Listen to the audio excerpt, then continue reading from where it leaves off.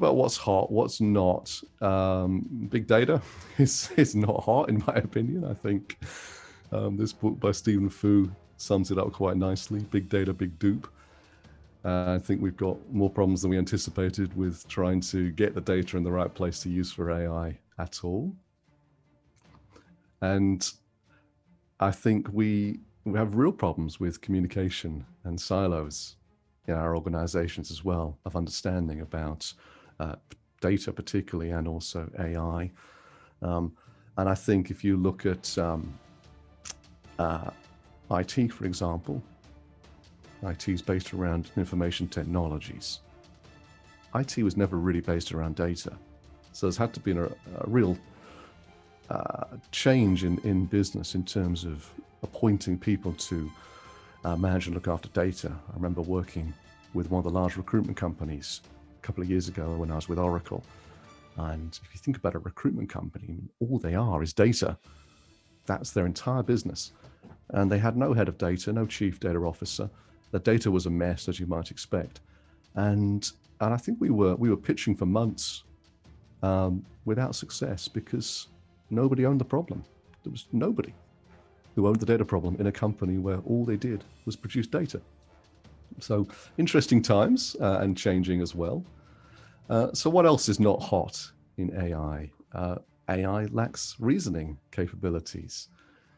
AI really struggles to understand that the left is a radiator and the right is a monitor, whereas, you wouldn't expect to see a radiator on a desk.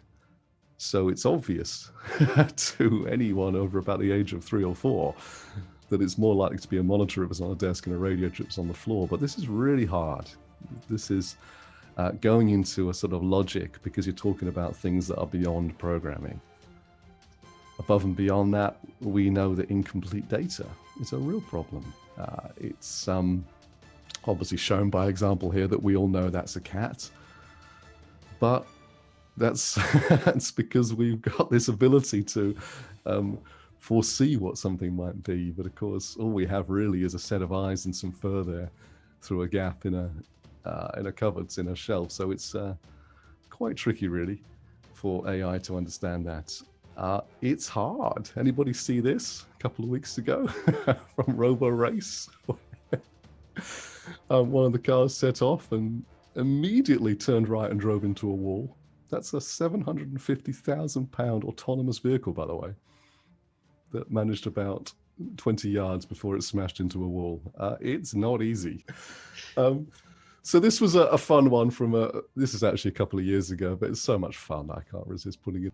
It's just machine learning at its most 101 basics, right? This chap put a Midwest Slugger baseball bat into his cart, and I've whited out 2 of the items that Amazon recommended. I don't know if anybody wants to have a guess. I'm just going to make it a little smaller, so less clues. Tom, are you still there? Do you want to have a guess what these 2 were?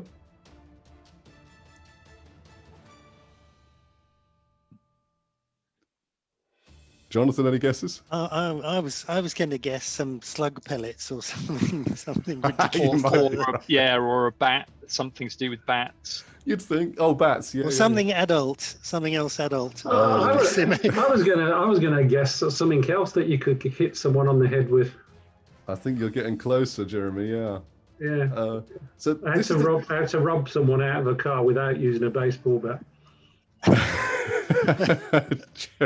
You're too close, I have to say, to this. That's worrying in itself, isn't it? Well, I'll show you what they were in a second, but this is no different to Spotify. You go back 18 months and put a song into Spotify, and it would recommend songs that had similar titles. So if you wanted to listen to, say, Chili Peppers, Under the Bridge, the next song would be a song that had bridge in the title. I mean, just madness. My interest in music is not based on the word in the title. So they've come a long way. So has Amazon. So just for fun purposes, the first one was the meat pounder. That would work. That's no way to go, is it? And the second one was good old-fashioned balaclava, but both 4-star rated. That's a great price for the balaclava, no doubt about it, right? Yes. So that's machine learning, right? That's what customers also wanted. I think, was it I'm not supposed to say who it was, but it was one of the big travel companies, one of these booking companies, right? And one day they had a meeting and they said, are we promoting sex tourism through our machine learning?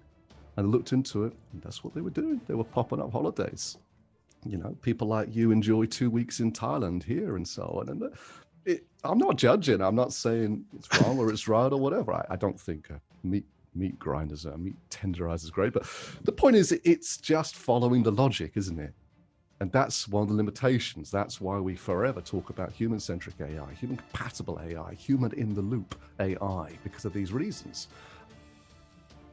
Typical sensor, a thermometer that you would find, a barometer perhaps, in a manufacturing facility, could be a power plant, nuclear power plant, and you could go in there, and if this thing is using machine learning to monitor and shut down when it experiences challenges or problems, for example, if the temperature rises in a certain part of the plant, you could genuinely just put a fan heater next to that barometer and it could shut down the power plant. That's machine learning. That's where we're at.